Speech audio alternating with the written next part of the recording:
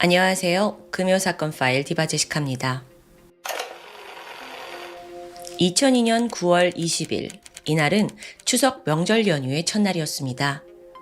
모두가 연휴에 들떠 있었지만 그렇지 못한 사람들도 있었죠. 바로 경찰관들인데요. 왜 유독 연휴를 즐기지 못하냐? 그 이유는 아무래도 이때는 많은 사람들이 집을 떠나서 고향을 찾잖아요. 그만큼 빈집털이 강도 범죄의 위험도 높아지는 때이기 때문입니다. 그래서 경찰은 명절 치안 종합 대책을 세웠고 시민들의 안전하고 평온한 연휴를 대비하게 됩니다. 평소보다 순찰도 더 강화됐죠. 전주 북부경찰서 금암 2 파출소 직원들도 마찬가지였어요. 어느덧 시간은 자정을 넘기고 밤 12시 50분쯤이었죠. 이창희 경사를 비롯한 2명의 경찰관은 순찰을 다 마치고 파출소 앞에 도착합니다. 근데 이상해요. 평소라면 열려 있어야 할 파출소 문이 잠겨 있는 겁니다. 불은 켜져 있지만 안에 근무자의 모습이 보이지 않고요. 잠깐 화장실에 갔나? 이때 이 경사는 다른 대원에게 파출소 뒷문으로 가서 문을 열라고 지시합니다. 그리고 잠시 후 끔찍한 광경이 목격되었습니다. 책상 옆 바닥에 엎어진 상태로 쓰러져 있는 이 파출소 소속 54살의 백선기 경사. 너무 놀란 동료 이 경사가 달려가서 지혈을 시도했지만 안타깝게도 그는 숨을 거둔 상태였습니다. 가슴과 목 등등 6군데 흉기에 찔려 있었어요. 그리고 백 경사의 손바닥에 방어흔이 다수 남아 있었죠. 그러니까 범인에 맞서다가 저항한 흔적입니다. 게다가요, 백 경사가 평소 허리춤에 소지했던 389경 권총과 실탄 4발, 또 공포탄 1발이 함께 사라진 상태였어요. 사건 당시에 그는 파출소에서 홀로 근무를 서고 있었습니다. 연휴라 다들 떠나 있었던 것도 그렇고 또 다른 2대원은 순찰을 나가 있었고요. 그 와중에 혼자 있는 와중에 변을 당한 겁니다. 부검 결과 결정적인 사망 원인은 과다출혈과 관통상이었어요. 이후 백 경사의 장례는 동료들의 참담한 슬픔 속에서 치러졌습니다. 근무지에서 참혹하게 세상을 떠난 백 경사. 그의 영정 앞에서요, 동료들은 반드시 범인을 검거하겠다는 의지를 강하게 보였습니다. 아니, 이거 사실 가장 안전해야 할 장소에서 경찰관이 살해당한 거잖아요. 여기에 시민들도 경악을 금치 못했죠. 공권력이 살해당했다라는 우려까지 등장합니다. 특히나 권총도 사라졌어요? 그럼 추가 범행을 일으킬 우려가 되잖아요. 그래서 전주 시내 곳곳에 무장 병력이 배치되기도 했죠. 전북경찰청은 대규모 인력을 동원해서 대대적인 수사를 지시합니다. 이때 수사관은 먼저 범행에 쓰인 흉기 그리고 범인의 흔적을 찾기 위해서 파출소 그 인근을 샅샅이 수색합니다. 주변 도로, 하수구, 인근 건물의 옥상까지 뒤졌지만 별다른 증거가 보이지 않아요. 추가로 현장에 정밀 감식을 진행했는데 파출소 내에서만 30여 개의 지문이 나왔습니다. 근데 이게 모두 다 일하는 직원들 것으로 확인됐어요. 뭔가 잘 풀리지가 않죠. 그래도 희망은 있어요. 파출소에 CCTV 있었을 테니까요. 아니, 근데 확인해 보니까 어쩜 이래. 하필 그날 기기가 작동되지 않았던 겁니다. 녹화가 아무것도 안 돼 있더라고요.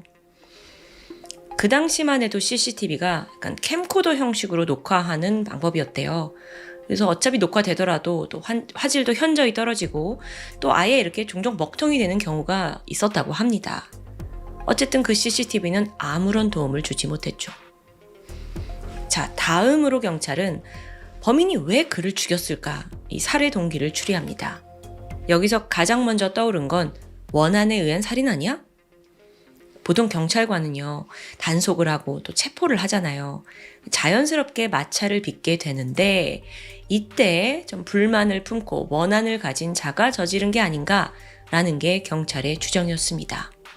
그래서 곧이어 백 경사가 관여했던 사건에서 그런 인물들 또는 막 감옥에서 출소한 사람들까지 가능성이 있을 만한 사람들을 막 추려냈어요. 뿐만 아니라 백 경사의 휴대폰, 집 전화 이용 내역, 또 심지어 파출소에 들어온 신고 전환까지 발신지 모두 추적합니다. 하지만 여전히 용의자는 나오지 않아요. 그래서 다음으로는 그 주변에 사는 전과자, 불량배, 정신 이상자까지 총 300여 명을 용의선상에 포함시킵니다. 그러니까 동료 경찰을 죽인 이 범인을 잡으려고 다들 밤낮 안 가리고 수사를 벌인 거죠. 그런데 이 과정에서 유력한 한 명이 등장합니다. 파출소 인근에 있는 한 원룸에 살던 20대 남성이에요. 근데 어찌저찌 해서 이 남자가 이제 좀 가능성이 있었고, 또 거기에 방문을 해보니까 혈흔이 묻은 바지와 부러진 흉기가 발견됐습니다. 아, 이거구나 싶었죠? 근데 아니요. 그는 사건 당일 이 근처에도 있지 않았다는 확실한 알리바이가 있었어요. 그래서 그렇게 막 맘대로 용의자입니다, 범인이다 할 수 없는 상황이에요. 제외가 되었습니다. 그리고 나서 이후에 수사의 속도가 붙지 않아요. 이 사건이 슬슬 장기화될 기미가 보입니다. 그래서 경찰도 서둘러 현상금 1,000만 원 내걸고 제보를 기다렸죠. 그렇게 약 10건의 제보가 들어오긴 했지만 모두 허탕이었어요. 그래서 현상금 바로 2,000만 원 올리고, 또 초기 수사 방향과 달리 계획적인 범죄, 원한에 의한 범죄가 아니라 우발적 범행 아닌가? 이것도 염두에 두고 수사 범위를 넓혀가게 됩니다. 당시 전북경찰서도 이건 공권력에 대한 도전입니다 라면서 수사 의지가 활활 불타올랐죠. 특별수사본부 설치됐고 정말 온갖 시도를 했어요. 근데 계속 결과가 없어서 안타까운 상황이었죠. 그렇게 약 4개월이 지난 2003년 1월 15일 전주 시내 음식점에서 20대 남성 3명이 체포됩니다. 각각 조 씨와 박 씨, 김 씨였어요. 얘네들은 음식을 훔친 절도 혐의, 특수절도 혐의를 받고 있었는데요. 이 세 사람이 뭐냐? 중학교 동창이에요. 그리고 집을 나와서 거리를 떠도는 일명 가출팸이었죠. 그런데 얘네를 조사하는 과정 중에 뜻밖의 사실이 드러납니다. 과거 백경사에게 교통 단속을 당한 적이 있더라고요. 그래서 경찰이 집요하게 이걸 파고들었죠. 그러자 끝내 3명의 입에서 자백이 터져 나옵니다. 사건 발생 123일 만의 일이었어요. 자, 자백에 따르면 지난 2002년 5월 22일 이들 무리는 전주 시내에서 무면허로 오토바이를 몰고 다니다가 마침 길에 있던 백경사의 단속에 걸리게 됩니다. 그러면서 타고 있던 오토바이가 압류돼요. 그리고 그때로부터 4개월이 지난 9월 19일 밤 세 사람은 오토바이를 찾기 위해 금암 2 파출소로 향하게 되죠. 미리 세워둔 작전은 먼저 한 명이 정문으로 들어가서 백경사의 시선을 좀 끄는 사이 다른 한 명은 담을 넘어서 파출소에 묶여있는 오토바이를 몰래 가져오자는 것이었습니다. 또 3명이니까 나머지 한 명은 길 건너에서 망을 보고요. 그렇게 모든 게 순조롭게 진행되던 중 복병이 있었습니다. 막상 가보니까 오토바이에 자물쇠가 걸려있는 거예요. 이거 어쩌지? 이 오토바이가 못 가져가는 거 아니야? 결국 세 사람은 정면 승부를 선택했고 직접 파출소 안으로 들어갑니다. 상황은 이들에게 매우 유리했어요. 그날따라 파출소에 있던 건 단 한 명, 백경사뿐이었기 때문이죠. 곧이어 실랑이가 벌어지는데 그러다 용의자 중 한 명이 격분했고 미리 소지하던 흉기를 꺼내서 바로 백경사를 찌르게 됩니다. 그가 고통스러워하면서 쓰러지자 이 세 무리가 권총을 탈취해서 도주했다라는 게 자백이었습니다. 그래서 경찰이 여기까지 파악한 후에 우리가 마침내 백경사 피살 사건의 범인을 잡았다라고 기뻐하며 공식 발표를 하게 되죠. 하지만 여기엔 반전이 있었습니다. 일단 용의자들이 그때 쓴 범행 흉기 그리고 훔친 권총 어디다 숨겼냐 그랬더니 파출소 인근에 있는 건지산이다 여길 지목했어요. 그래서 경찰 인력 만여 명이 동원돼서 이 일대를 쥐잡듯이 뒤졌죠. 중요한 증거니까요.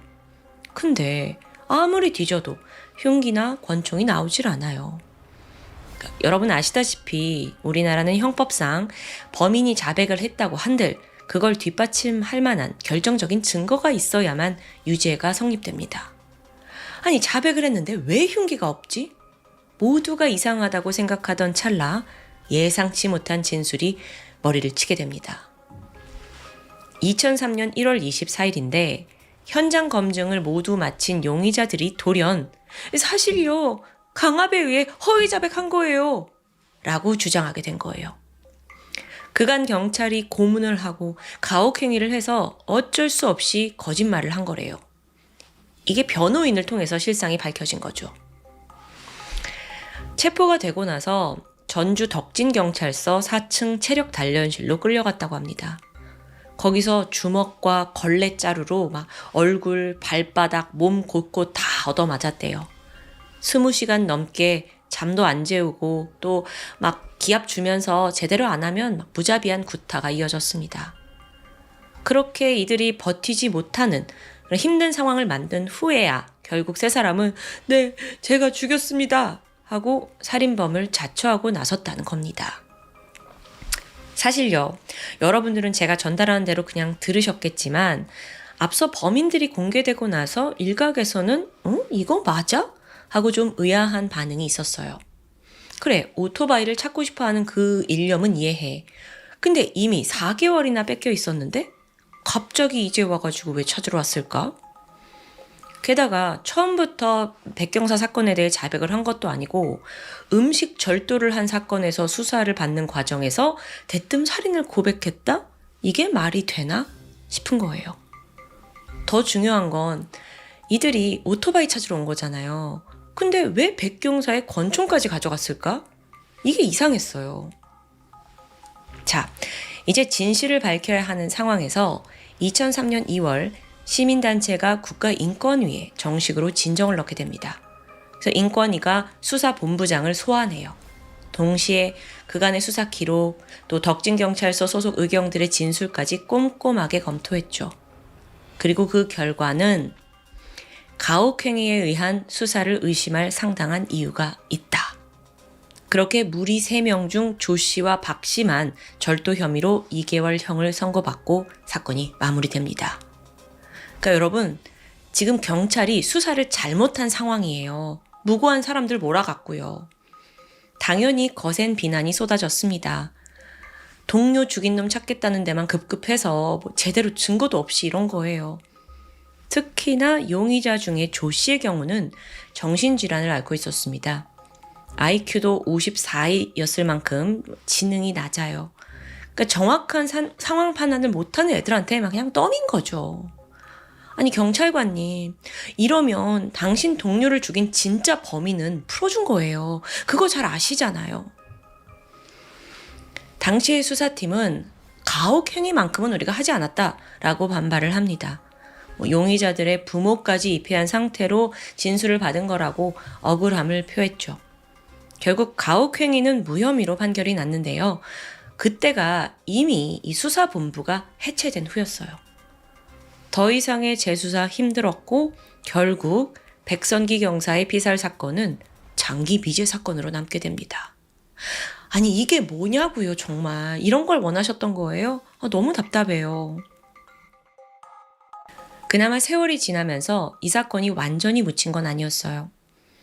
추후 범죄 전문가들이 이제 분석을 해본 거에 따르면 앞서 이게 단순 원한에 의한 살인이 아닌가라고 생각을 했지만 사실 이건 계획범죄의 정황이 상당하다고 지적하게 돼요. 현장에 증거도 남기지 않았고 또 경찰관이 혼자 있는 시간을 정확히 노린 것에 주목한 겁니다. 보통 살인을 할 경우에는 그것도 파출소였는데 범인은 냅다 도망치는 게 일반적이에요. 근데 굳이 시간을 들여서 총기까지 챙겨갔다는 점에서 애초에 이 범행의 목적이 그 총기가 아니었느냐라는 가능성이 제기됩니다. 그렇게 듣고 보니까 좀 말이 되죠. 근데 과거 수사에서는 왜 그렇게까지 생각을 못했던 걸까요? 결국 진실은 드러납니다.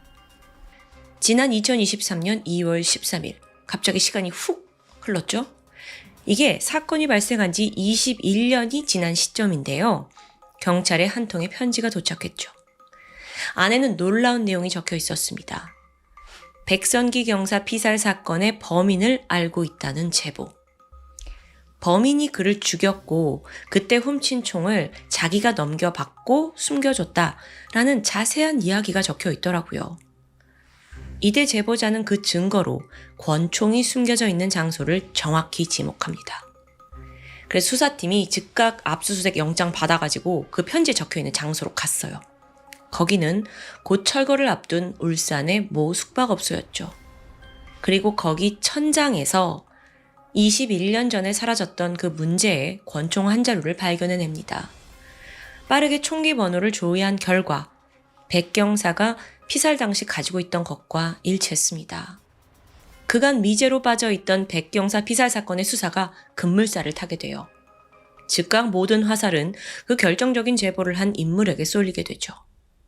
근데 이 사람이 누구였냐? 놀랍게도요. 그는 바로 2001년 대전 국민은행 강도살인 사건의 주범 중 한 명인 이승만이었습니다. 이미 그 범죄로 1심에서 무기징역을 선고받은 상태였어요. 그리고 그가 지목한 백경사 피살 사건의 범인은 그때 그 은행 강도살인 사건의 공범 이정학이었습니다. 그 또한 징역 20년을 선고받고 감옥에 있는 상태였어요. 참고로요, 그 대전 국민은행 강도살인 사건은요, 2001년 12월 21일에 벌어졌는데 공범인 이승만과 이정학이 은행 직원을 총으로 쏴서 살해하고 3억 원을 훔쳐서 도주한 사건이에요. 근데 이게요, 백경사 사건보다 9개월 먼저 일어났거든요. 그러니까 즉 이때 쓴 총이 백경사한테 가져간 총은 아니라는 거죠. 실제로 이건 다른 경찰에게 탈취한 총기였습니다. 그런데 이승만은 왜 21년이 지난 지금 와서야 미제 사건의 범인을 지목한 걸까요? 여기에 대해 경찰은 이승만이 이정학과의 관계가 틀어지면서 그 배신감과 복수심에 숨겨왔던 비밀을 말한 거라고 주장합니다. 사실 대전 국민은행 강도살인 사건 역시 오랜 기간 미제였습니다. 그러다가 주범인 이승만이 잡히는데 공범 이정학의 자백이 큰 역할을 한 거예요. 그러니까 이정학이 공범을 불게 된 거죠. 그러다 보니 이승만은 그 사람에 대한 강한 배신감, 분노가 들었겠죠? 그래서 재판에서 뭐라고 했냐면, 야, 이 새끼야, 무덤까지 가져가자고 약속했는데, 네가 먼저 배신했냐? 이제 이런 말을 토해내요. 그리고 결국 재판에서 자기는 무기징역을 받거든요. 그러니까 2판 4판이라는 마음에 공범의 또 다른 범행을 폭로한 게 아니냐라고 생각이 드는 겁니다. 근데 이 자백이 끝이 아니죠. 정확하게 범인을 가려내고 또 증명을 해내기 위해서는 경찰의 수사가 뒷받침되어야 합니다. 그래서 다시 경찰은 백경사를 습격한 게 이정학이다라고 이제 결론을 짓고 그에게 혐의를 더하게 돼요. 근데 이게 말처럼 뭐 그렇게 성립이 될까요? 이정학이 전면 부인해요. 사실상 20년 이상 전에 벌어진 사건이라 지금 와서 직접적인 증거 확보도 매우 힘든 상황입니다. 재수사에는 강력계 미제팀, 강력범죄수사대, 과학수사계 47명의 인원이 투입이 됐고 진행이 되었다 하지만 그렇게 시작된 지 1년 반이 지난 현재까지도 수사가 속도를 내고 있지는 못한 듯합니다. 뜻밖의 자백으로 범인의 윤곽이 드러나게 된 백선기 경사 피살 사건. 하지만 아직 그 미제 사건 파일을 완전히 마무리했다고 볼 수는 없습니다. 범인의 윤곽이 드러나긴 했지만 그에 따른 증거와 또 확실한 자백이 필요해요. 그렇다 보니 오늘 사건, 이거 시원하게 해결됐습니다 라고 말하긴 힘들어 보입니다. 아직 이만큼이 남아있어요. 사실 근데 증거 부족으로 어떤 판결이 나올지가 좀 미지수예요. 그래도 오늘 사건에서 저에게 가장 충격적이었고 기억에 남는 부분을 다시 한번 여러분과 이야기하고 싶습니다. 앞서 경찰이 가출팸 3명에게 죄를 뒤집어 씌웠다는 거, 전 이게 굉장히 충격이었어요. 이거 다른 사람의 사건도 아니고 동료가 죽은 사건이에요. 근데 이런 식으로 해결하시면 우리는 어떻게 경찰관 분들을 믿을 수 있을까요? 물론 이 사건이 2000년대 초반 사건이라 시간 많이 지났고 지금은 이러지 않으실 거라 믿고 싶습니다.